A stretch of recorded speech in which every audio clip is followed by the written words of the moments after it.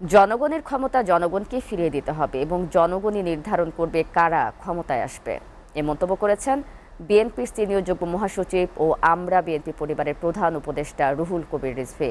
রাজধানীর খিলগাঁওয়ের মৌলভীর টেকে বৈষম্য বিরোধী আন্দোলনে নিহত রিকশাচালক শহীদ সাগর আহমেদের পরিবারের সাথে দেখা করতে যেয়ে কথা বলেন তিনি। এ সময় আমরা বিএনপি পরিবারের পক্ষ থেকে নিহতর পরিবারের কাছে আর্থিক সাহায্য তুলে দেওয়া হয়। এ সময় রিজভী বলেন, আমরা বিএনপি পরিবারের পক্ষ থেকে বৈষম্য বিরোধী আন্দোলনে যারা নিহত ও আহত হয়েছেন তাদের পরিবারের সাথে যোগাযোগ করা হচ্ছে এবং তাদের পাশে দাঁড়াতে নির্দেশ দিয়েছেন দেশ নায়ক তারেক রহমান। গণতন্ত্রের বিজয়কে নস্যাৎ করতে এখন একটি অশুভ শক্তি চক্রান্ত করছে, এই জন্য দেশবাসীকে সচেতন থাকার অনুরোধ জানিয়েছেন বিএনপির সিনিয়র যুগ্ম মহাসচিব।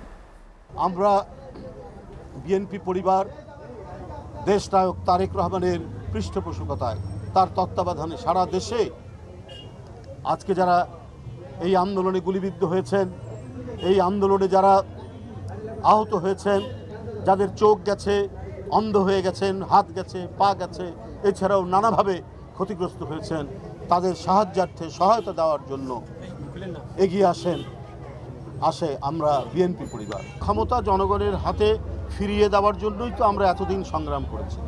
তো জনতাই নির্ধারণ করে দিবে কে রাজনীতি করতে পারবে, কে পারবে না, অপরাধী কারা, তাদের আগে বিচার হওয়া উচিত কি উচিত না।